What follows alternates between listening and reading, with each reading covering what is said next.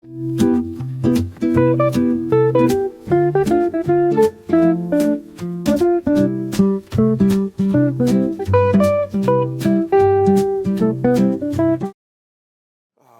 right, my name is Rich Schmidt. We're here with Michael Krikorian. It's August 5th, 2025, and we're at Bethany's Table in Portland. Michael, thank you so much for joining us today. A pleasure. First question is, why wine? Oh, gosh. After this journey, it's really circled to the point where wine for me represents so many parts of the journey, right? It's time, it's place, it's inspiration. In my particular journey, wine is a connector. More, though cocktails and things are too, I find that wine is this one thing that you can speak to so many other things and really bring people together. And it can pair with a food experience. It can be something you have by itself. It can be celebratory. It's kind of a muse, for me at this point in my journey. Now that I'm also making wine, it's understanding that piece of the puzzle and sharing it with people here, in particular at Bethany's Table now. Sharing that, being able to also speak to others who are making, what drives them, what their choices are. I don't know, it keeps that connection going, and obviously we're part of like thousands of years of history of people making wine and sharing it with each other. I don't know, I'm excited to continue to be a part of it. Let's talk about life before wine for you. Tell us about where you're born and raised and kind of life into school. Though I don't necessarily look like it, I was born in eastern Montana. My dad's first generation American. His grandparents, his parents were all in refugee camps in Austria during World War II. My grandfather was from Armenia. He was in a Nazi camp in Estonia, got out, met my grandmother in Austria, and after a few years they got sponsored, came to the United States, to northern Montana, and then in '51 they were able to bring the rest of the family over. That's my dad's family, my mom's family. My mom is Eastern Kentucky, and but her dad, he's first generation, and they all came from that same area, old Austro-Hungary, Slovenia, northern Italy. So anytime I've been back to Italy a couple times in the last 5 years, I felt like this sense of like homecoming, and I want to explore that more. I explore that in my wines. Sometimes I, get a little esoteric and ask myself, like, what draws me to these wines that I'm working with right now? What's the inspiration? So yeah, I grew up on a 6,000 acre winter wheat and spring wheat farm in eastern Montana. And by the time I was 18, 19, I needed to come. So I've been on the coast between Seattle, San Francisco, and Portland since pretty much 1998, mostly. I went back for about a year and a half right after 9/11. Then I was like, oh, nope. April of 2004, I came back to the coast. I was like, no, I love my Montana folks, and they're starting to get into wine. Montana, Idaho, it's fascinating to see the culture start to spread that way. My grandparents had a supper club.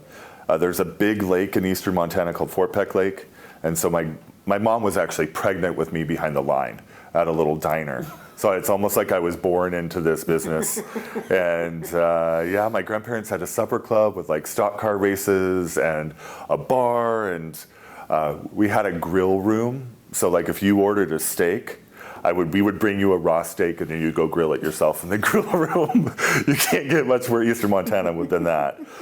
But when I came to the coast, I've always worked in diners and supper clubs, and that sort of evolved in time. I worked for a family in San Francisco for 11 years that I consider to be my second family. And I worked at their diner in the Castro. We had a supper club south of Market. And then back in the late 90s, they built out a restaurant called Meze on Lakeshore, around the corner from the Grand Lake Theater. And they had that open for about 13 years. The chef there had worked for Michael Mina at Aqua in San Francisco. And so kind of went really into that, like that California Mediterranean rim cuisine. And that's when my journey with wine more seriously started. Maurice had grew up in Paris after his family had left Egypt.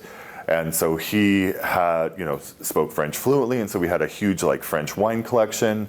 And I started with California, more Bordeaux, and then maybe Southern French. But my journey into like Rhone wines came when I managed a French bistro in Seattle. When I moved to Seattle in 2007, I started working at a tiny little place called the Capital Club, took on as the chef for the last quarter of 7, but then in 2008, I started working for Laurent Gabriel at Voila Bistro across from Rover's, which was like the chef in the hat. And Terry was an incredible human. And what's funny is Bradford, who I make wine with now at Bodega Northwest, he had been a assistant winemaker at Long Shadows, but at the time that I was at Voila, he was the assistant sommelier at Rover's across the street, and we didn't know each other. And years come around, and he opened up a Bodega Northwest where Helio Terra is now on 7th. Then he moved to the Iron Fireman Collective. Last crush there would have been Last Harvest, and now the first crush, because he's now at Tile Thought Farms. And so the first crush is going to be this harvest when he gets back from Spain, because he bought a winery in Priorat. So he's in Spain right now for harvest. So I'm surrounded by inspiration. When we moved here in 2012, I worked for the now gone Thirst Bistro. I worked for the family that had that, through them opening up Bistro Marquis, and I worked alongside Jeff Lewis, who's at Alexana. Jeff has definitely been an inspiration watching his journey with Alexana, from working harvests at Corazon del Sol in Argentina to even running into him at Pinot Camp this year, and watching he and his wife Jamie have their kids, and all of those journeys of people we work along with. Diana actually worked the floor at Thirst with me too. And so I love this sense of community that's just like natural. And that was one of the things at Pinot Camp this year everyone talked about, was the depth of community and community support that seems to be how we behave here in the Northwest. And I feel very privileged to be a part of that. We don't have any estate fruit, everything's negociant, and a lot of that has been on the shoulders of what Bradford had built. My first wine project with him was when I was part of Il Terrazzo. So I had built with my former business partner, Il Terrazzo, which is now still a restaurant down on the waterfront here in Portland. And that journey changed this past October. But within the window of when I was there, we had helped Emma Johnson build her wine bar, Nazo, which is over on the east side of Portland. Which is right next to what used to be Cafe Castagna, but is OK Omens. What's funny about OK Omens is Brent Braun, who's the sommelier over there, he had opened the tasting room, which was the job that I took at Thirst when I moved down here from Seattle, when he went to go work at Castagna. So again, how tiny and community-oriented this entire place is. I think just a quick note about Bethany's Table is like coming up here, Janet and David have really built a relationship with Walla Walla, and that was a part, at Thirst, they had a lot of, Northwest was the whole scope. So I got to ride in on the tails of the 7, 8, 9 vintages being poured by the glass. I really fell in love with the 11s, but during that time I was watching in first person international relationships happening. Norway was coming to buy wine from Oregon. David Adelsheim and the State Department, when I had Il Terrazzo, had brought in some buyers from Russia. That didn't end up panning out, but that global growth that happened from 2012 to pretty much COVID, that was such a journey, and I felt so privileged to be in that seat. I left Thirst for about a year and opened a bodega up in that neighborhood. And when Thirst closed, I had the opportunity to open a Il Terrazzo. So I came in, licensing was still in place, able to get that up and going. I felt so privileged to do that, because the dream for me has always been being a part of a restaurant. Food and wine for me are like synonymous. Maybe it's the Italian thing. But, you know, I started my first project as a blending project with Bradford. And then that was my Il Terrazzo private label. And then it grew to, it sold out. The next year I did a kind of a Tuscan inspired with what, you know, he had in barrel.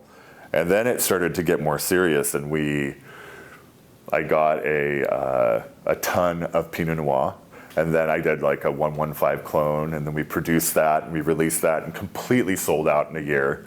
That was so exciting. Around the same time, I did this blend. And so the inspiration here, we called it Vino de Familia, and it's in all 4 languages. Because Bradford has Portuguese background, and I love French. I love all the wines and can learn how to appreciate them, right?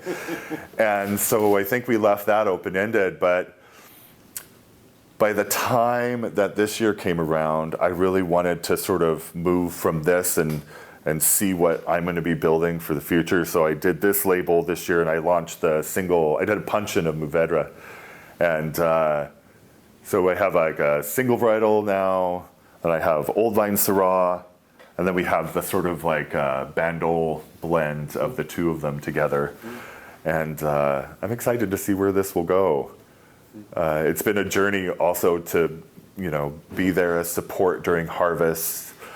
After closing the restaurants for a couple years, I'd close the restaurant and get finished about 10:30, 11, then I'd go over and I'd be the nighttime punch down guy during that time of year.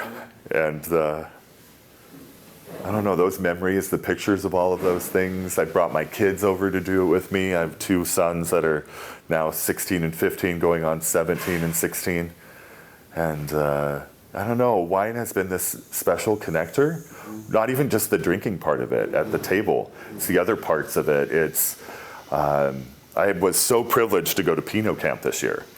And just all of the journeys, the discussion around the future of like alternative white wines in Oregon, to tasting the vintages of the past. You know, I think some people had some 84s and some 70s, and, you know, getting to sit and talk and have breakfast with Rudy Marchese, or run into Jason Lett and just talk to these families who have been building this for so long, and the depth of what they've been inspired to build. Patrick McGonigal, I worked with him a lot, right? McElligott? McElligott. I always say his last name wrong. I got him mixed up with Harry Potter. Sorry about that. But Patrick did a blind false class with me in like 2008 or 9 with Gary Koneski, who I think is at the Allison, but I don't know where Gary's at now. But Gary and I did this false class when Gary was still the owner at Thirst. That room smelled for 2 days afterwards, because they did 17 blind faults with us. I've got the privilege of sitting with Jacques from Resonance in Louis Jadot for an hour, and he's so dynamic. And one of my favorite stories was when I went to Italy in 2020. I went before the world shut down. I took a day trip down to Siena, and then I went up to a property called Mazzai in Fonterutoli. And I was with these 4 guys from New Orleans.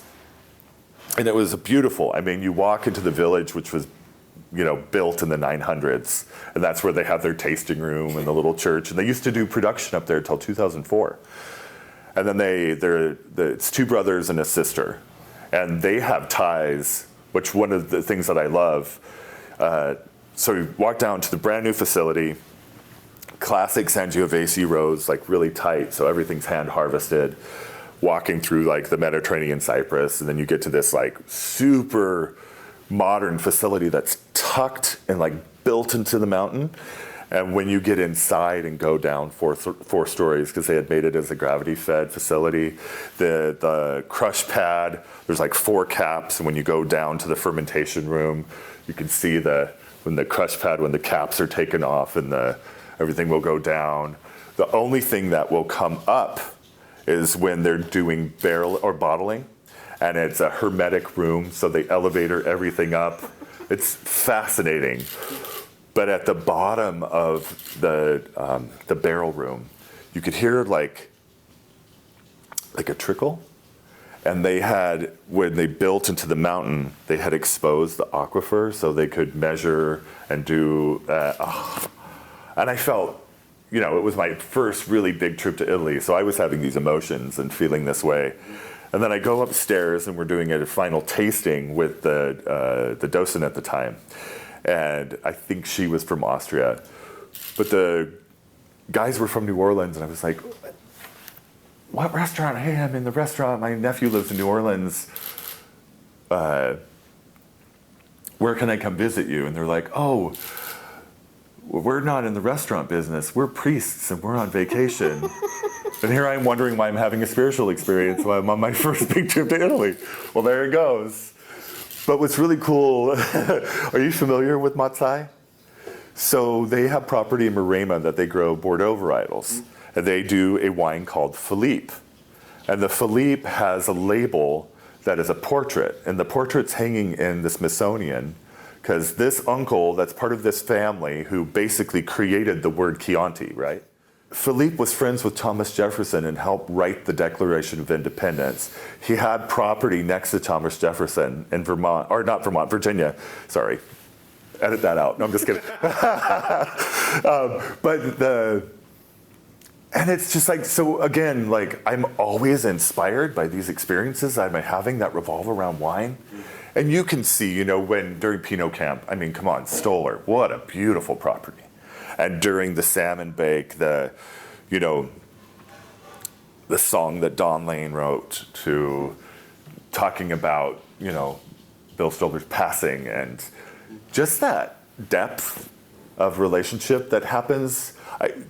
Circling back to a just community and where I grew up in eastern Montana, one time when I was at Thirst, this would have been probably 2006, I'd had two women, one business owner named Danielle, who owns like all the OBBs around town, and her friend Megan. So Megan would come in with her, and I'd served them for like 3 years. And a young man that I went to high school with, graduated the year behind me, had gotten killed in a farm accident. And the communities, my hometown, Jordan, the community circle, another couple communities, all had come together and raised money to pay off her farm. So this mom of 7 wouldn't have to be stuck with this debt. And they all finished the harvest. And I was telling Danielle about the story, and she's like, you have to tell Megan. So I tell Megan when she comes in, and Megan's like, that's my cousin Owen. And I was like, oh my God, you're Megan Murnion. She was in first grade when I was in kindergarten in my hometown, and they had moved away. And I was like, circling back to what I was talking about earlier, like we are a smaller community than anyone. I love that word, community, community, community. Even like what happened with like what Remy's done with the Queer Wine Fest, to what Christina and what's the woman from Ram Cellars? Vivian. So what Christina and Vivian were trying to do with the wine bar there. I mean, a lot of those great intentions are out here in the community. I think, that matching with the sort of unparalleled growth that Portland had experienced from 2012, even through COVID. Trying to make those spaces available for people. And there's an article right now, I think it was an enthusiast, about hospitality being a missing quotient, and us returning back to how do we, when we get to a certain level, make sure that, I think Madeline from Wine Folly actually talked about this in Vias for Vino, his new podcasts. And it was about how do I make what I know available to someone who has never had the same experience as I had. Mm-hmm. And I appreciate all of those inspirations being a part of the conversation that's making its way into podcasts and to YouTube and to what we're doing right now, like continuing that has to be a part of the narrative. Mm-hmm. So, yeah. It's quite a path you've taken. Let's break it down a little bit. Let's break it down a little bit. Yeah, talk about the career. So you mentioned you came out to the coast from Montana. Tell me about the first stop. What was the kind of first job, first gig you had? Seattle. Yeah, I worked as a floor back at a club called Neighbors picking up glassware, and neighbors would see like 600-700 people. So you're talking about 1,800 to 2,000 glasses that I'd wash a night of, Gibraltars and shot glasses and things. That was my job. Well, I made really good money in the 90s. It was a lot of fun, and then I only did Seattle for about 3 months, and that's when I landed in San Francisco. My first job in San Francisco was in the marina at a little place called Sweet Heat. And it was sort of fresh Baja-style Mexican that we had fried ice cream burritos that I'll never forget. Like fried ice cream burrito with a raspberry coulis. And then that was when like the Cosmopolitans were really popular, so we would do ones with tequila. And I don't know, I worked with a gentleman who had went on named Todd Thorpe. He went on being a development director at Glide Memorial Church, and then his wife was with Mercy Housing. So just the access to that level of thinking and people that talk about community on that everyday life, that was there too. Around the time that Todd and Mary got married, I worked both jobs and worked there at Sweet Heat, and then that's when I landed at the Cove. And the Cove is this little diner in the Castro that has been in Maurice's family for 55 years. And it's breakfast, lunch, and dinner, and I remember some of the journeys that the community there went on to having this, finally, the big news. And have you ever heard of the Bay Area Reporter? So I was there on the day when it finally printed one without an obituary. That's heavy, That part of my journey too, like the being on the fringes, and then like also like being a part of like what Remy had did and what she built out in McMinnville, and then this space that she created, and being a part of the community since the beginning of QWF. I feel really blessed to have been a part of each year. Gretchen will tease me because I got emotional like I did right now. Year one, we were all introducing ourselves, and it was talking about safe space and creating those safe spaces, and like how invaluable it was to me emotionally, and then how it reverberates. I think Michael was just out there taking pictures with Jason, and that was just a really, even watching them experience that sense of community and documenting it, and then chatting about that later on, about what it felt like to document that space. And I don't know if even that circled back to Remy, that she's made that work and made that space available to other people. I know that's her intention, but I think seeing it as something that's been completed, as a work that's been realized, and she has great support. Gretchen Phelps is an incredible human being. I've known her for years. I feel in my wine world, Gretchen and Tamara McAllister keep me. Do you know Tamara? Oh my gosh. Tamara is on the sales part of the whole thing but when it comes down to knowledge, her husband is Robert Kanzaki, and he actually launched the Macy's wine program in downtown San Francisco back in the 70s. So the stories he has and the bottles he has in his collection, I was like, can I have a full of Romani Conti, please? But again, like it just circles back to the word community. It doesn't matter who it's made up of. It's just, and that's part of like the ethos that like spills over into what we're doing and why we're doing what we're doing. Even if it might not be a huge production, it's enough just to be like a touchstone. Tell me more about the Cove, and tell me about what you did there, what you learned there. I was there for pretty much 11 years. And the way Solange cared for people, so it's a husband and wife, Maurice and Solange. They had a business partner at the time that they had bought out in the middle of my journey there. But I was the baby. I was there 11 years. Annie's been there 30. Scotty was there 30. Richard was there 28. Like, it was that. And it still is. There's still people going in there that have been going there for decades. And it is not fancy. It's still old San Francisco. Like, you go into the kitchen and there's a little washroom on the right and then a bathroom on the in the kitchen area, because that's how plumbing was built in the 30s. And that just really, from all of our events to the Saturday and Sunday morning when we would split the restaurant in two, and we'd have one server, one host, and I was there at the cash. We would have people in a line outside waiting to sit down to get food. And it was at that, that was in the, late 90s, early 2000s. It was pretty incredible. I think it taught me a lot about how to manage a lot at the same time. Also how to deal with things when they don't go right, like when a cook doesn't show up, but you still have guests that need to eat, and you're like, all right, I guess I'm gonna go make their food. I may not be trained, but I'm gonna have to make it happen because they're here to eat. And I don't know, the Cove taught me a lot. It gave me, again, a safe place to land. I definitely felt like Solange and Maurice became my second set of parents. In fact, this 4th of July weekend, my sons and I took a drive. We went to Eugene and then went over to Florence, and we took the 101 down.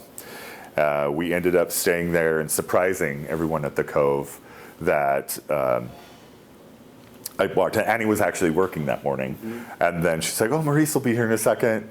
And Solange was like, what are you doing here? I called her. I said, hey, I'm at the Cove with the boys. And then we ended up having lunch with them at this amazing place over in Oakland the next day. And it was just, again, making sure that the people that have, the reason I'm here right now, making sure that they know that I appreciate everything that they've invested in me along this journey, even when I was a stubborn young kid. So, yeah, at Meze, which was Solange and Maurice's, second dream, working there, that really taught me more about fine dining, about the experience dining versus, diner table. There's sometimes the diner and the busser come out. Even when I'm working here, I'll get task oriented and come and clear like 16 tables at the same time and forget to say hi to the people that are at the door. I'm like, oh, someone else will get them. But that's not true. But we're this little team up here, and I really love that, because each of my coworkers here now, or team members, we all come with our journeys into this space. And the community here, like right now, Bethany's Table, everyone we call it BT, they're in their 16th year, building from a no-burner stove to doing this remodel a few years ago. And Janet's really the heart and soul. She's the heart and soul and the driver. Her pops of color that she does on the plating is something I've really admire, versus like being very, archetypal. It's just, and her food, her command of flavor, and then the love of wine that we all have. I've taken the role of now the wine director here, and the journey that David and Janet had built and their building of relationships with, Walla Walla. I'm sort of bringing in a few more local, when I say local, hyper-local, the Willamette Valley. They've got some southern stuff in here. Avicello reporting their Albarino by the glass. That's a classic. Right now we have Trisatum and Rose Rock by the glass, but I had Lee Medina from Van Duzer here Saturday. We did a little tasting, and so we have some single vineyard stuff from Van Duzer that we were showing off. The Dijon, the All 777, that's beautiful. I don't know, there's just, even from like Brooks, their Caille, I brought in a case of that just to share with our clientele, and I apologize about the cough. Oh, good. Yeah. So again, we're kind of bringing all these inspirations in, and also finding what lands with our guests.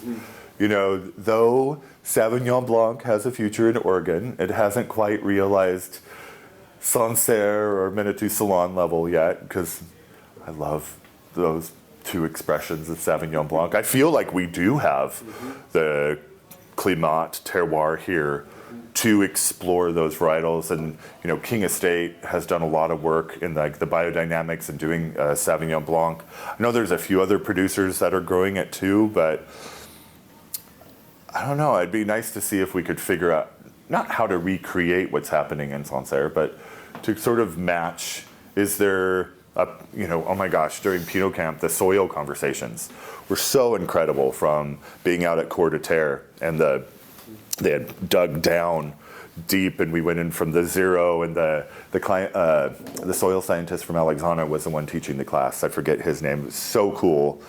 And then we were Rudy Marchese with Jason Lett. They had did the soil part when we were at Adelsheim, which was our little third part of the tour. And it was just so, talking about what's happening, not just in vineyard management, but to vineyard architecture and the big ideas and what they look like in reality. It all comes down to like what happens with the fruit and what we do with it when it comes into our hands. So what's unique about fine dining, and what did you have to learn on your path to starting Il Terrazzo? Oh. There's like a rubric around patience, and also not being available and aware of what's happening at a table, like learning how to read what's happening in your area of responsibility. And then also how you articulate, the not bespokenness, but the well-spokenness of, what do you mean when you're talking to, what words, what will make sense to a client? It's, again, referencing what I just noticed that Madeline had talked about in the hospitality. Even on a fine dining because we're not white tablecloth in here. Il Terrazzo was not white tablecloth. But there was a level of the quality of food. At Il Terrazzo, I was the chef, owner, wine director, all of the pieces that come along with that. Maybe it was a little bit too much on my plate, but at the same time, I made my bread program from scratch. So the night before, and the preparation piece, the mise en place, they get it in place. We made our focaccia every day. We did have a pasta partner because I focused on ragouts and let the pasta people do the best pasta. And she's been making pasta in Portland for 30 years. And so being able to also be an authority about ingredient, I think that's what's new about dining these days, is the dietary needs. People are much more in tune with what their needs are, and how, as when you're serving a table, how do I serve the needs and match with what we have. And again, it's that there's got to be another word than being an authority, but like that person that they can place their trust into. And these days it's servers, it's menus, it's how does that get communicated.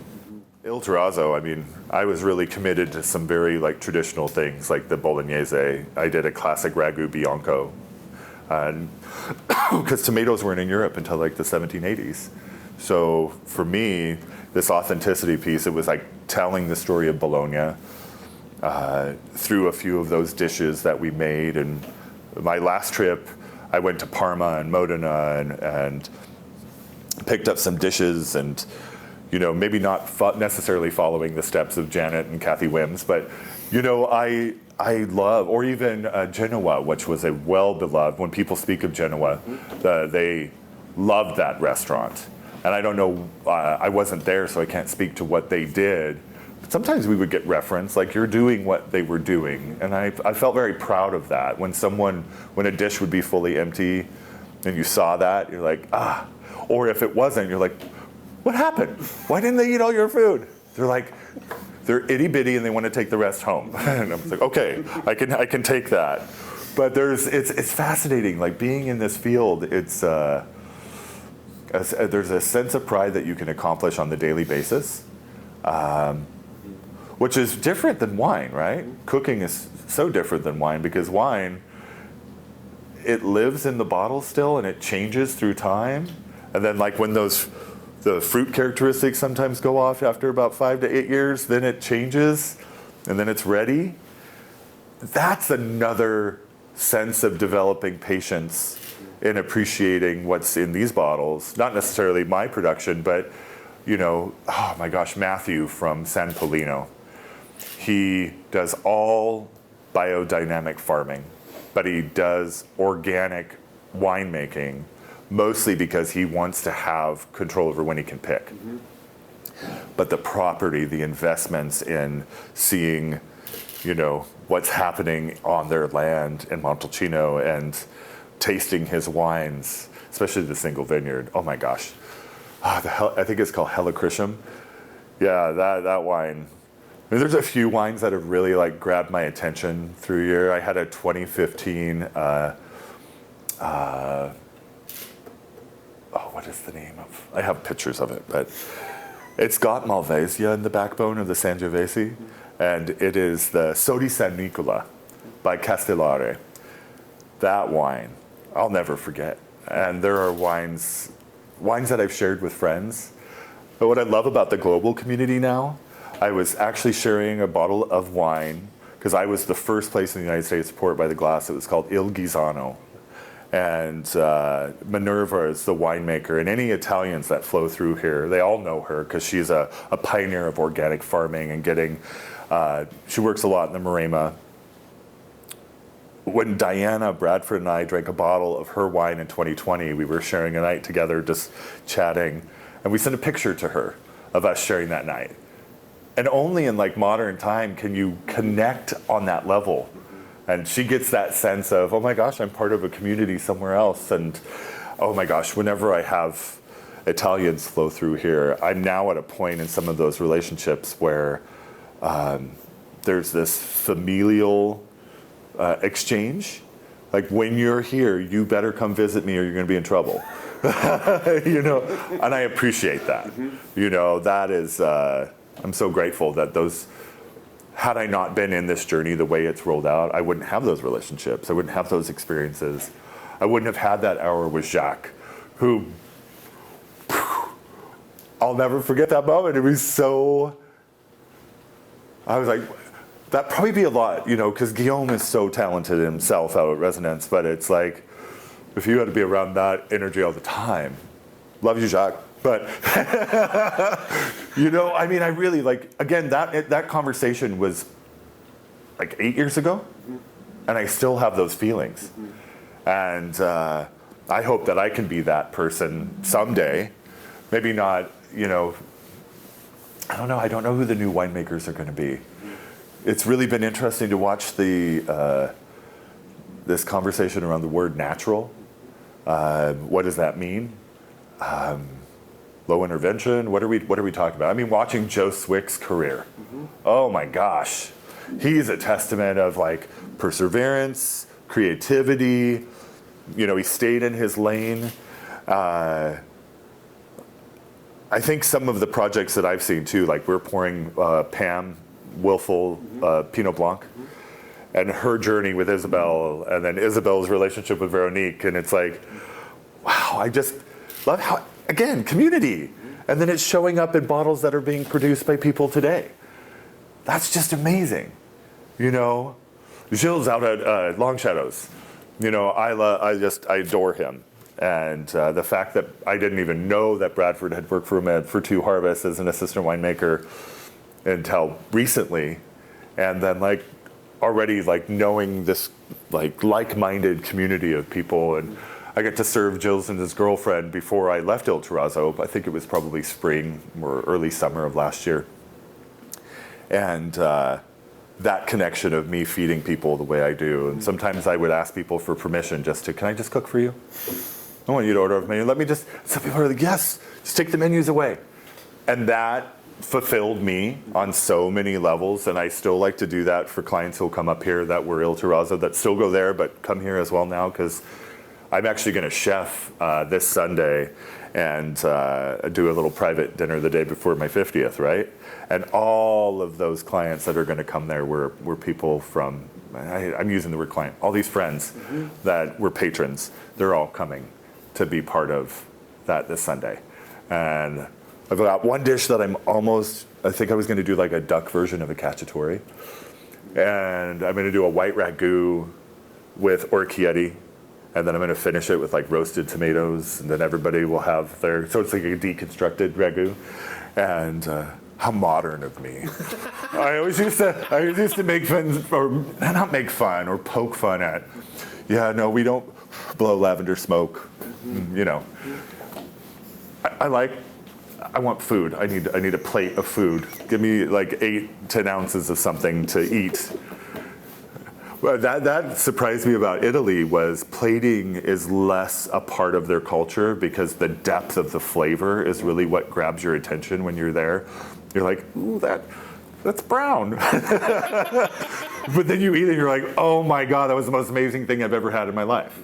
You know, and I think that kind of simplicity, you know, from chefs like Marcella Hazan, you know, have inspired generate. It's not complicated.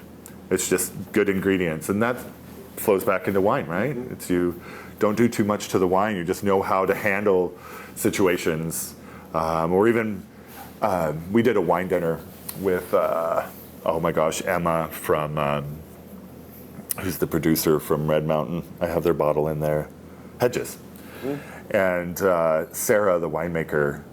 They do a lot of pump overs, from what I was hearing, because there's just such soft tannin in their wine. Red Mountain is never as like rich as Walla Walla. Maybe it's partly exposure, partly clonal. I can't answer all those questions, but as I've gotten deeper into the winemaking process, I'll ask questions of the winemaker of like, how did you end up that way? How did this end up this way? And it's really fascinating.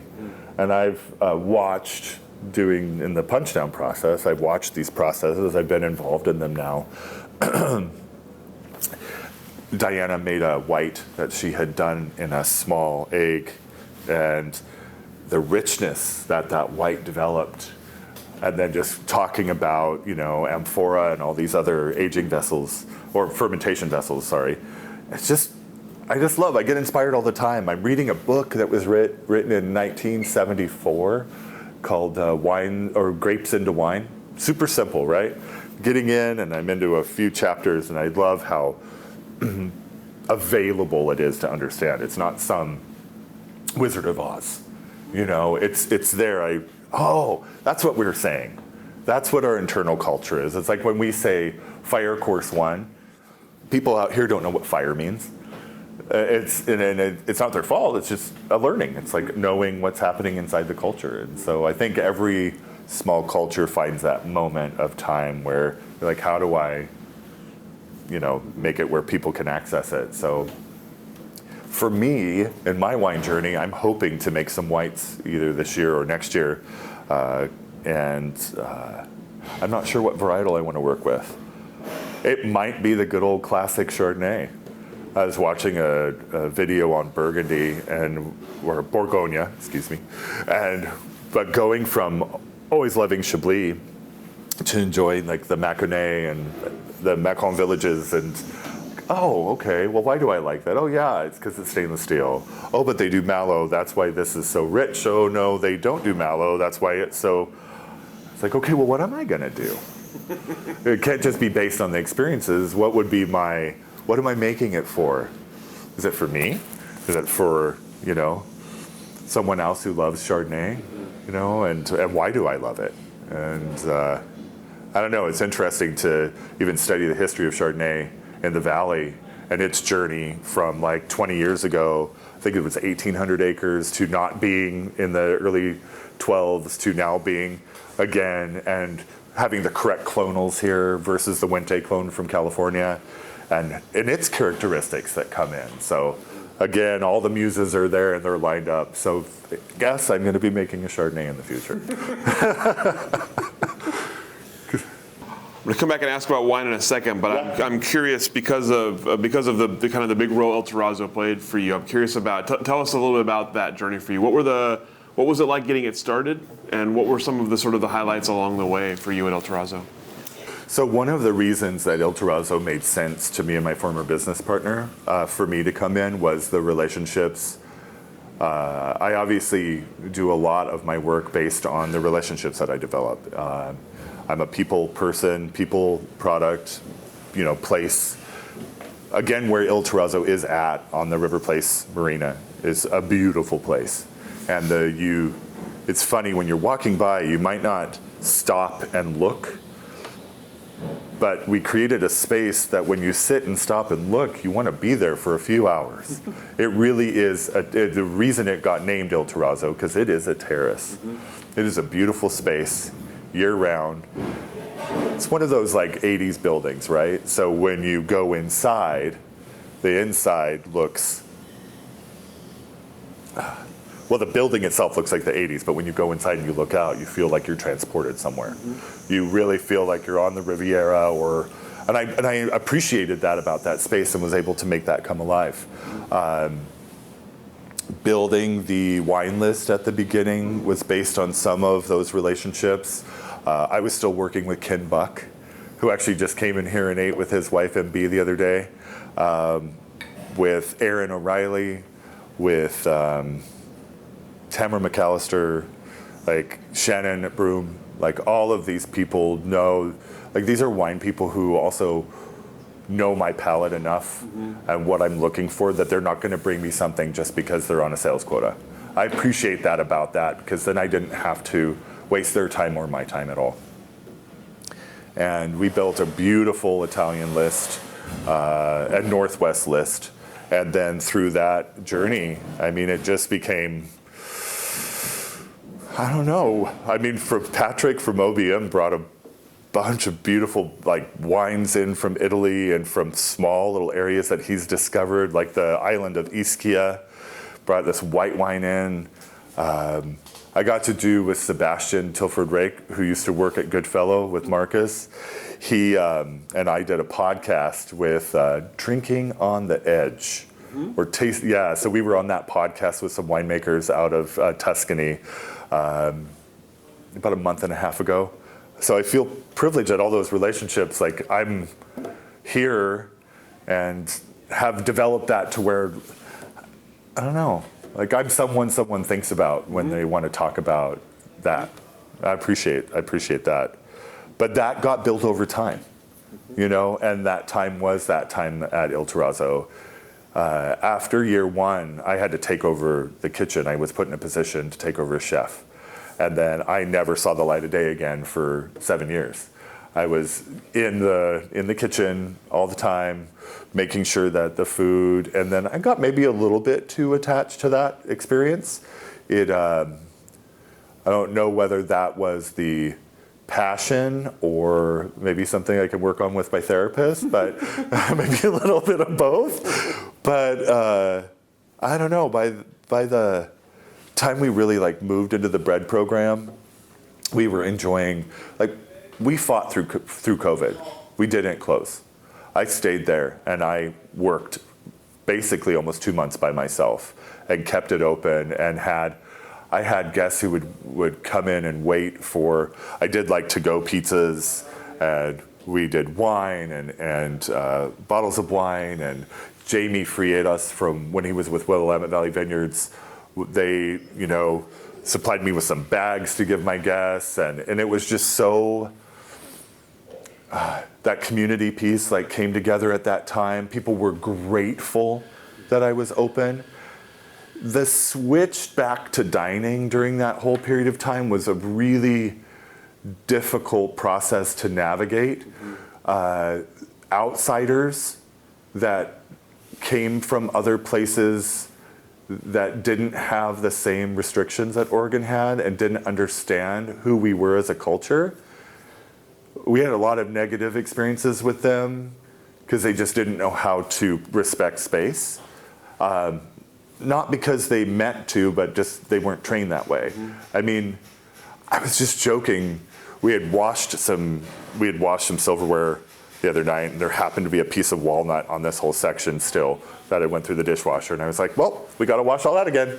Then I got to go wash my hands. You know, all of that is still there, and I'm trying to not unlearn it, because that's important, right? Somebody has a nut allergy, you've got to make sure people are safe. But in those moments, it's like drilled in there now. I mean, I don't even know how many times a day I still wash my hands. And then there's like the winemaking, right? We rely on bacteria and yeast to create this. It's such a funny quandary. Oh, and I missed the veritable quandary. Do you remember that restaurant? It was beautiful. If Portland was summed up in one physical space, it was the veritable quandary. That bar people still talk about. They had a mermaid a wooden mermaid jutting out above the bar, and then they had this gorgeous patio. Speaking of my birthday, I was there on my birthday years ago. That was it was so funny. I think I fell in love with Portland because of parts of that, the Portland restaurant culture. I'd already had fallen in love with restaurants. I'd already fallen in love with this being a part of this. I think it's the mechanics of owning and operating is part of what I learned at Il Terrazzo. I had a business partner who was in real estate, so like we operated a P&L. We operated monthly inventory. So there were a lot of the brass tacks that I think is why it's still standing. But I was definitely on the creative end of all of that. Even though I did do all those other pieces, it was, now I kind of find a balance in between managing how can I stay creative while also maintaining rooted in reality. So, which is why I'm not producing a lot of cases of wine. Something to grow into, perhaps. Yeah. Let's talk about wine education for you. Let's talk about on the kind of as a consumer first. Tell me about building your palate, building the ability to build a wine list. How did you go about learning wine, and how do you approach a wine list? Some of my training came under Jeff when he was at Thirst. Some of it was from Maurice, definitely from Laurent. Laurent, if it was not in the Guide Hachette, it was not on our shelf at Voila, even if it was a $12 bottle. It had to be listed in the Guide Hachette. That was his Bible. And watching him manage inventory, not necessarily being on the P&L side of it, I think that's an important piece. Bradford had shared when he was the somm, he was a somm at like 3 different places, that experience of managing wine programs. And each program is so different, right? Some of them are replenishment you walk into. Il Terrazzo was one that I built from scratch. What I thought I needed at the beginning. There was definitely, I kind of did a 70-30. There was 70 that I bought for what I thought the clientele was going to want, which is really important, right? There's locality, there's quality, there's a bunch of lenses that you look at. And then there was pieces that we buy that are our favorites, because people do want to buy, what are you drinking? What's your inspiration?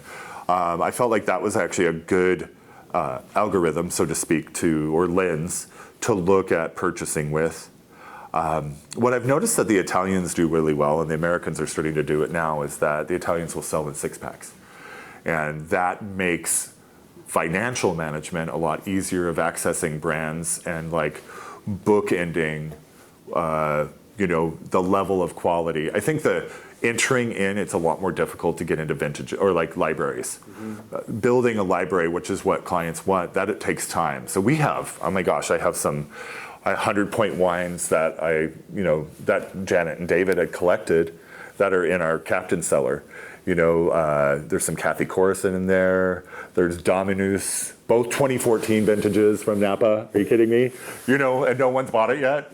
I was like, you need to. It'll be great to drink in the next 15 years too.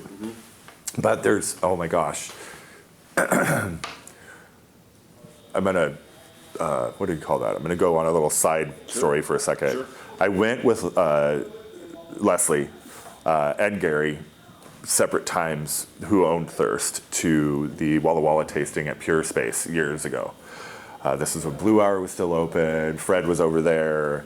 But that's when I first tasted Doubleback.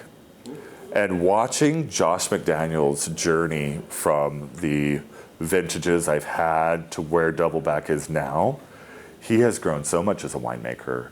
Watching him and Drew Bledsoe's purchasing of the Bledsoe McDaniel's property, and I think it's Eagle Amity Hills. Even watching Eagle Amity grow, because I love Zena Crown. I don't know why. Maybe it's because it's a cab drinker's Pinot.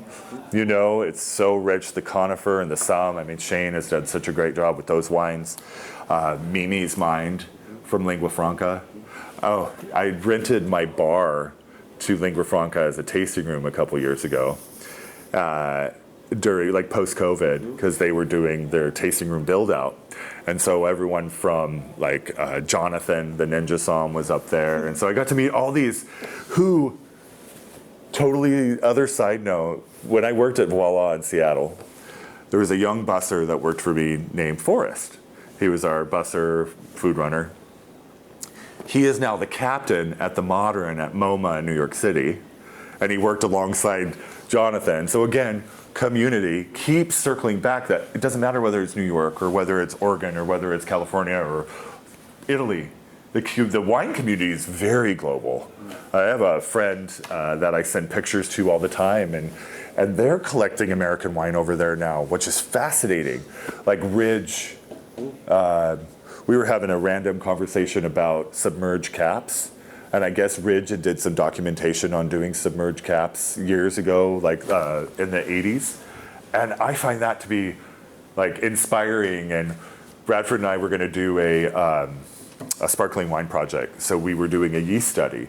And Ridge and David Adelsheim and Ken Wright were all part of this like document that I was reading. And you're like, oh, these are just random people that you know. And I've by the way, David Adelsheim loves my bolognese. I'm very proud of that. So, no, it's just, if you haven't figured out by now, I do have a level of ADHD, which is why probably working in wine keeps me inspired. And what was the question again? I think you've answered the question on the production, the creation of wine lists and how you approach wine. So let's talk about the making of wine then. How did making wine become something you were interested in, and how did you set out to get into the world? Well, from the blending, I had done 3 blending projects before I made my own Pinot with Bradford, where we sourced the fruit, and then from delivery to crush to bottle. And that was a 55 case 115 Pinot Noir that was mostly low intervention, with the exception of just Barolo yeast inoculation. And that sold out. I have 2 bottles left. That's it, of 55 cases that sold out pretty much within a year. And every time I've done wine, we go through, and even in a blending, we've gone through a lot and talked about references and wines that we've drank and what's inspiring us. And that was a very what's the word I'm looking for? Collaborative with Bradford for the first 3. And then now it's gone to where like a lot of this that's being produced now is me. Like he manages all the technical stuff during the winemaking, which is what I'm working on right now. I'm still a part of all those processes. Spend a lot of time out. My shoulders. I'm getting ready for punch-down season. So is my chiropractor. But it's funny, with punch down tools, a lot of people will use like the bigger ones. I actually like the smaller cap breakers. I find that it's more fluid for me. I don't know why. And we've really been exploring, just for the health of fermentation, more pour overs to just keep that aeration happening. And so I feel like I'm much more a part of all those processes, and in the studies that I'm doing right now, gaining those technical understanding, so I can hear what he might be saying that I didn't quite get before. So tell me about this, Emperors and Artists. Oh yeah, well this is my newest label, Emperors and Artists. The Vino de Familia is really the launchpad of all of it. That's the relationship with Bradford. And so this is super Tuscan inspired, and I poured that the last 2 years at the Wine Fest, and poured that by the glass when it was at Il Terrazzo. People still love it. I know this has got at least 10 more years. It could age, it could drink. It's really wonderful because it's mostly Sangiovese with Cabernet. this project is really where I'm kind of going in and exploring single vineyards, exploring the, gosh, I was in love with this wine the whole time that it was in the puncheon. I mean, it just inspired me. I'd have to crawl up on a ladder with a thief to just get tastes. And I was like, I'm going to drink this whole thing before I've even got to bottle. It's so beautiful. And I think it's just really inspired me to pay attention to why I love the Southern Rhone. Why do I love Provence? You know, what is it? Yeah, and even Bandol in general. You know, I've always loved Bandol rosés. Bandol Reds haven't really been on my major radar because I was Italian for so long. What I like here about BT is it's more freestyle. So you've got the Bordeaux, you've got Burgundy. Janet, she loves like Gigondas, and so all those inspirations are there. We have Chateauneuf-du-Pape clients. We have clients who want to drink double back only, or coreless, or you know, we have some. We found in our reserve some Tamarack Cabernet Franc from the Reveal auction. So we've got a bunch of that, and it's like, I think there's 5 bottles left of that left. And it's like Cabernet Franc, that's another muse right there that I definitely want to explore. Maybe, I don't know, I don't drink a lot of, sorry to my friends from the Southern Hemisphere. I haven't fallen in love with the Southern Hemisphere. I've tried. I don't know what it is. I'd like to be able to articulate that. I can appreciate them, but I just don't have that same depth of awe that I do with France, Italy, Spain. I am starting to get an appreciation, though, for South Africa and the winemakers, how they're growing. Georgia, Armenia. Armenia, some of those wines remind me a lot of Tuscany. But a lot of those young winemakers that are in Armenia were all trained in France. And I don't know if it's a training thing, if it's a production thing, if it's soil, climat, terroir. I don't know. Or maybe I'm just getting the entry-level stuff and I'm too bougie for my own good. So, you know, I mean, my wines, these are not Chateauneuf-du-Pape. These are probably village level, if you were to compare and contrast. And part of that has to do with what we have in the facility. We don't have controlled temperature fermentation. I mean, in October of last year, it was cold as heck, so of course everything was cold. But it's like, I don't know, these are definitely very, I don't know. This is so deep. This could probably sit down for another like 3 years before we even open the bottle. These are both drinking really well. This is nice and expressive, floral. That beautiful Mourvedre comes out. I mean, but it's got a nice like mid palate, almost like Grenache. Yeah, it's got a nice acidity. I mean, you could definitely eat like a charcuterie board, and if you're interested in single varietals. But I think that's what I love about the blend is that it bridges that gap. It gives you more structure, which people who seek structure in their wines, like we're pouring the Pure Wet from Long Shadows by the glass. And that's like 60-some% cab, and the rest is, Merlot, Petit Verdot that give those backbones. That everyday person doesn't understand the blending, right? That the blends are really so much more common, and that's a more articulate conversation around labeling laws. But they think they're drinking just cab, so when they buy 100% cab, they're like, oh, this tastes more like bright and acidic and black cherry. I don't understand why. And I think that's an important piece of the wine conversation is like, oh, you might have had, oh, what did you have? Who's the winemaker? Oh, okay, I get it. They blend with this, or they top with that. I think that's a whole other piece of, do I arrive at my blends by topping in order to maintain that, Because we were talking about Angel Share and Loss and all that, so I don't know. I think it's a wonderful campus to be a part of. So tell me about getting your wine into the world, introducing it to people. Yeah. What's it like having wine that you've made? What's been the reaction people have had so far, and what have you not done yet that you want to do next?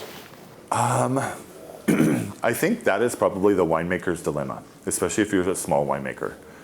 I'm hoping, I reached out to David at Bryn Mawr, hoping to do their small Maker Sundays. The Queer Wine Fest out at Remy, that's been such a wonderful journey.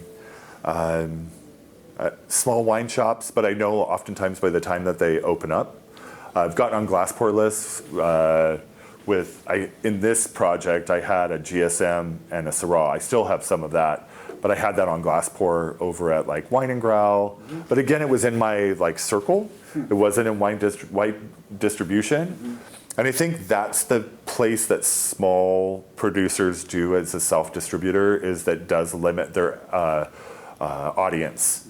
And then once you find an audience, like how do you get out? Sometimes you'll go show what you think. It's like selling what you think they want. You're like, no, just show them everything.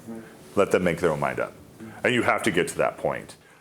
Scott Love just bought Vino PDX over the east side, so I hope to like show him some of this stuff. But that's footwork, right? So after leaving Il Terrazzo, I took a few months off, and then I joined this house in January, and I've been gung-ho. They did pick the Mourvedre up and are pouring it by the glass, so I'm very grateful for that. I don't know, like getting the audience. And how do I do that? I think Diana's asked herself the same thing, and this year I've watched her really engage in community events. And I think that's the next step that I need to take to really get that journey and continue it. If I want to continue it, I have to invest in it.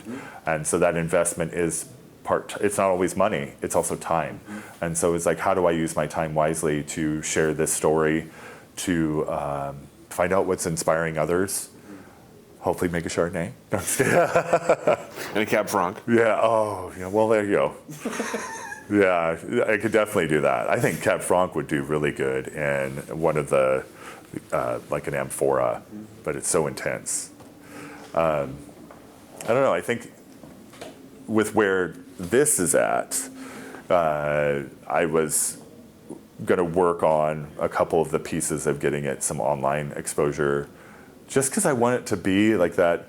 You know, when I was able to communicate with Minerva in Italy and let her know how I appreciated the wine, I was able to do that through like Instagram.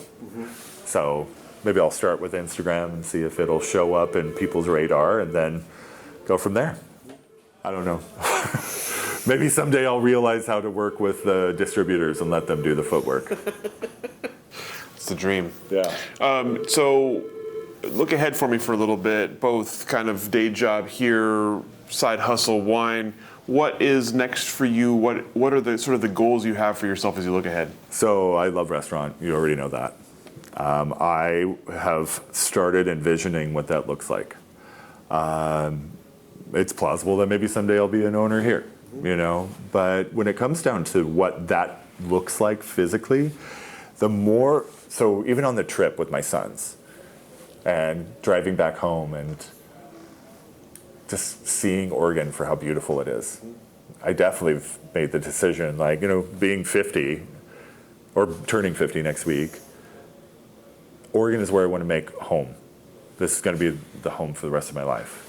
And so what steps am I taking now to lay out the foundations for what that looks like?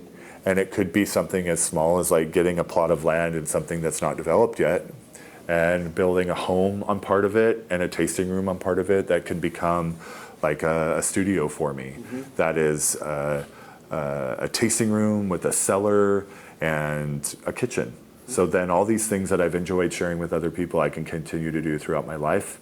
And I feel like that vision feels very, you know how when things like will sing with you? Like when I say that, it makes me sing right here. You know, like I want to realize that dream. And it's like, what steps do I take to make that happen? I've seen the scale of other things. I don't want to be a vineyard manager. There's a lot of great people growing great grapes. I'm okay being on the negociant level and bringing the grapes in and making, maybe there will be a production facility on that property someday. So I feel like those pieces can all fall into place if I just, again, every time I've wrote a business plan or even a remodel plan for like Il Terrazzo, I sat down, looked at what the dream looked like, and then broke it apart into the pieces of how do I accomplish that, and what is that going to cost, and it's like making an architectural blueprint, and that's that other side, right? And so it's like, okay, well, that's what it's going to look like, but you're not just doing that part for the money. It's because of what is going to happen out of that creation.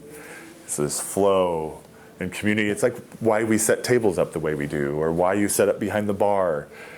And then you work through the process and you're like, oh, maybe I should have put the well over here and put this over here. Can I do that? Okay, let's do that. Oh, my life is better because it's, So I want to think through all of those pieces of how that space would be used by not just myself, but others. I mean, gosh, Amatera is beautiful. If I could realize a place like that, that's an inspiration. But I'm a bit more farm boy. I can't help it. I grew up in eastern Montana. I don't know if you've been there, but it is plains and flat, and I think the beautiful memories of that place is like meadowlarks and sagebrush, and the people there, the way they look at you in the eye, or when you're on the freeway and they wave.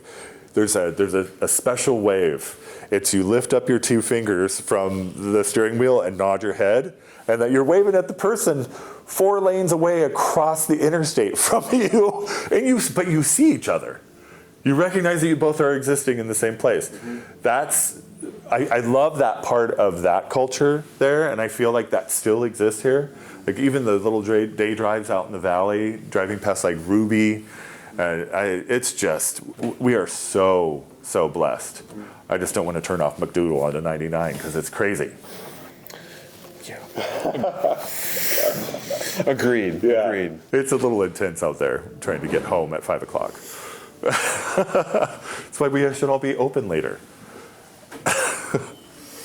So, you mentioned Queer Wine Fest and other kind of events as part of the community. Tell me about your personal, how you found your community and the things you've engaged with that have meant the most to you in the Oregon wine industry. Oh, a lot of people I've worked alongside and developed relationships, and then through their journeys, I've come up to show up as support, and then it informed me. And then I moved on and got inspired. And then when I needed help, they showed up for me. And so that reciprocity is there. And it shows up all the time. Text messages, phone calls. It's a daily thing to see all of that stuff happen. If it was to make a list of like some of the people that show up for me all the time, it's Diana and Bradford and Gretchen and Tamara. I'm truly grateful for like all those friendships and their inspiration and the people that are around them. Now developing this relationship with David and Janet, like I have thoroughly enjoyed coming into this space, though I'm entering it after they've been 16 years in. My first month I called it downloading a lot of information, and we just switched our point of sale in this last week, which has been a whole other journey.